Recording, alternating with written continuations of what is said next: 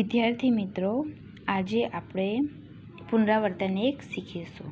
આગળ આપણે 1 થી 4 પાઠ રવિશંકર મહારાજ સુધી અને પુનરાવર્તન પછીનું કાવ્ય એટલે કે મહેનતની મોસમ શીખી ગયા. આજે આપણે પુનરાવર્તન 1 હું તમને લખાવડાવીશ. પહેલાં તો છે પ્રશ્ન નંબર 1, જેમાં આપ્યું છે કે તમારા શિક્ષક પાસેથી વાર્તા ચિત્રો મેળવી નીચે મુજબની પ્રવૃત્તિઓ કરો. એ હું તમને આ વિડીયો પૂરી થાય એટલે હું તમને ફોટા મોકલીશ અને તમારે એના પરથી આ વાર્તા લખી લેવાની છે, બરાબર. એના પછી પ્રશ્ન 2 છે, મુદ્દાઓ પરથી વાર્તા લખો. એ પણ હું તમને ફોટો મોકલી દઈશ, એના અંદરથી તમે લખી લેજો. પ્રશ્ન નંબર 3 છે, નીચેના પ્રશ્નના ઉત્તર માટે આપેલા વિકલ્પોમાંથી સાચો ઉત્તર શોધીને તેનો ક્રમ અક્ષર પ્રશ્ન સામે લખો. એટલે કે વિકલ્પો આપેલા છે. પ્રશ્ન વિકલ્પ 1, કવિ હિંદને કોની ભૂમિ તરીકે ઓળખાવે છે? બરાબર, આપણે કાવ્ય શીખી ગયા છે, તો દેવોની ભૂમિ તરીકે. 20 ફૂટ ઊંચા સ્તંભ ઉપર શાની સ્થાપના કરવાની હતી? તો મૂર્તિની. ત્યારબાદ ત્રીજો વિકલ્પ છે, રવિશંકર મહારાજને માણસાઈના દીવા કોણે કહ્યા છે? ઝવેરચંદ મેઘાણીએ. ત્યારબાદ ચોથો પ્રશ્ન છે, એક વાક્યમાં પ્રશ્નનો ઉત્તર આપો. બરાબર. એમાં પ્રશ્ન નંબર 1 છે, ચિત્રમાં કોણ કોણ નજરે પડે છે? આ રેલવે સ્ટેશન ચિત્રપાટનો પ્રશ્ન છે. ચિત્રમાં મુસાફરો, ટી સ્ટોલ, ફેરીઓ, કુલી, બુક સ્ટોલ, ગ્રાહક, ટિકિટ ચેકર વગેરે. પ્રશ્ન નંબર 2, કવિ વંદન સ્વીકારવાનું કોને કહે છે? તો જવાબ આવશે આ હિન્દ માતાને સંબોધન કાવ્યનો પ્રશ્ન છે. જવાબ આવશે હિન્દ માતાને. ત્યાર પછીનો પ્રશ્ન છે, શિલ્પી શું કરી રહ્યો હતો? તો શિલ્પી આળસ પહાડના પથ્થરમાંથી મૂર્તિ ઘડી રહ્યો હતો. ત્યાર પછીનો પ્રશ્ન છે, જોગણ ગામમાં મહારાજે શું જોયું? તો જોગણ ગામમાં મહારાજે રવિશંકર મહારાજ જે છે પાઠનો પ્રશ્ન છે. જવાબ આવશે જોગણ ગામમાં મહારાજે નરી ગંદકી અને ગરીબાઈ જોઈ. પ્રશ્ન નંબર 5, રવિશંકર મહારાજનો જીવન મંત્ર શું હતો? જવાબ આવશે રવિશંકર મહારાજનો જીવન મંત્ર સાદું ખાવું પીવું અને સાદાઈથી રહેવું અને સાદા વસ્ત્રો પહેરવા, એ તેમનો જીવન મંત્ર હતો. હવે છે પ્રશ્ન 5, નીચેના વિશે 5-7 વાક્ય લખો. બરાબર. અહીંયા એક રમતવીર આપેલા છે, એક વૈજ્ઞાનિક આપેલા છે અને એક સમાજસેવક આપેલા છે. તો રમતવીરમાં તમે MS ધોની છે, બરાબર, વિરાટ કોહલી છે, કોઈ પણ રમતવીર તમને ગમતા હોય એના વિશે તમે લખી શકો છો. વૈજ્ઞાનિક, બરાબર, કલ્પના ચાવલા છે, સુનિતા વિલિયમ્સ છે, ડૉક્ટર વિક્રમ સારાભાઈ છે, કોઈ પણ વૈજ્ઞાનિક વિશે તમે લખી શકો છો. સમાજસેવક, બરાબર, ગાંધીજી છે, હમણાં આપણે આગળ જ પાઠ સમજ્યા રવિશંકર મહારાજ, તો એમના વિશે પણ તમે 5-7 વાક્યો લખી શકો છો. બરાબર, તમારી જાતે લખવાનું છે.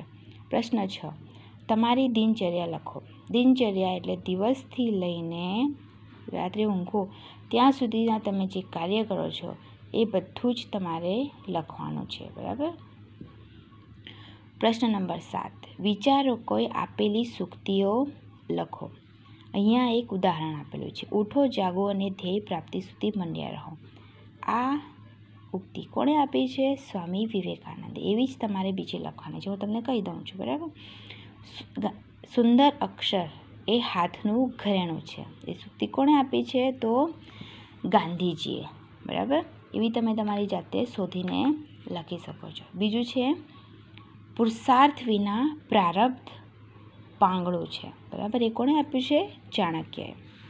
હવે જોઈએ પ્રશ્ન નંબર 8, નીચેના શબ્દોના અર્થ આપી વાક્ય પ્રયોગ કરો. અહીંયા અમુક શબ્દો આપેલા છે, એનો અર્થ જોવાનો છે અને એના પરથી વાક્ય બનાવવાના છે. બરાબર. તો અહીંયા આપણે જોઈએ, પહેલાં આપેલું છે પાણી. બરાબર. આ પાણી એટલે એનો અર્થ શું થાય છે? જળ. અને આ પાણી, અહીંયા રસોઈ છે ને દીર્ઘઈ છે. બરાબર. આ પાણીનો અર્થ થાય છે હાથ. બરાબર. આપણે એનું વાક્ય બનાવીએ તો પાણી એ જીવનનો આધાર છે અને આપણે આ પાણીનો અર્થ વાક્ય બનાવીએ તો શું થશે? ગોર મહારાજ લગ્નમાં પાણી ગ્રહણ એટલે કે હસ્તમેળાપની વિધિ કરાવે છે. પછી અહીંયા જોઈએ ઉંદર. ઉંદર શબ્દનો અર્થ થાય છે ઉદર શબ્દનો અર્થ થાય છે પેટ, બરાબર, અને ઉંદર શબ્દનો અર્થ થાય છે ગણપતિજીનું વાહન મૂષક, બરાબર. અહીંયા છે ગુણ એટલે કે સદગુણ, બરાબર, અને આ ગુણનો અર્થ થાય છે અનાજ ભરવાનો કોથળો. પછી અહીંયા છે ગોળ એટલે કે ગોળાકાર, વર્તુળ, અને આ ગોળનો અર્થ થાય છે શેરડીનો સાઠામાંથી બનાવવામાં આવેલો ખાદ્ય પદાર્થ, બરાબર, એક ગોળ. પછી અહીંયા છે ચીર એટલે કે લાંબુ, અને આ ચીરનો અર્થ થાય છે વસ્ત્ર. પછી અહીંયા આપેલું છે મોર. એ શું છે? એક પક્ષી, અને આ મોર એટલે કે આંબાની મંજરી. આંબા ઉપર તમે જોયું હશે ને?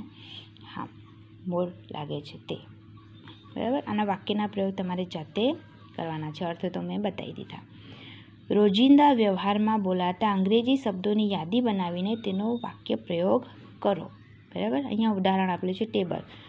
તો વાક્ય બનાવવાનું છે હોમવર્ક કરવા માટે મારા ઘરે મોટું ટેબલ છે. ટેબલ એ શું છે? અંગ્રેજી શબ્દ છે, બરાબર. આવા જ તમારે બીજા શબ્દો મેળવીને શું કરવાનું છે? વાક્ય બનાવવાનું છે. ધારો કે તમે બીજું બનાવી શકો બ્રિજ, બરાબર. ઉદાહરણ પ્રમાણે બ્રિજ, એનું વાક્ય બનાવવાનું છે નદી ઉપર બ્રિજ બાંધવામાં આવે છે, બરાબર.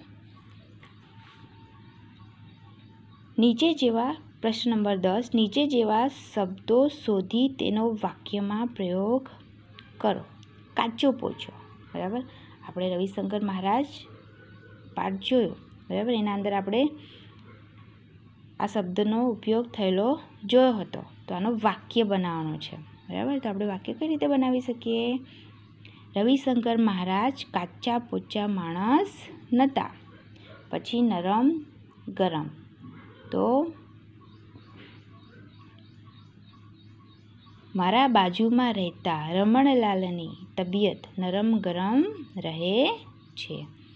ત્યારબાદ છે પ્રશ્ન નંબર 11 નીચેના શબ્દોને શબ્દકોશના ક્રમમાં ગોઠવો. તમે લોકો 5મા ધોરણમાં શીખી ગયા છો કક્કાવારી પ્રમાણે શબ્દ ગોઠવવાના. હંમેશા બારાક્ષરીમાં આવતા અક્ષરો પહેલાં આવે, ત્યારબાદ કક્કાના અક્ષર આવે, એ ધ્યાન રાખવાનું. તો આમાં આપણે જોઈએ, બરાબર. તો આરોગ્ય, બરાબર. બારાક્ષરી તમે અને કક્કો તમે શીખી ગયા છો, બરાબર. તો આરોગ્ય. ત્યારબાદ શું આવશે? કર્તવ્ય. ત્યારબાદ આવશે કિનારો.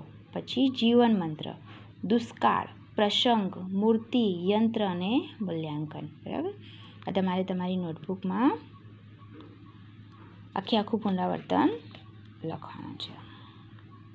આભાર.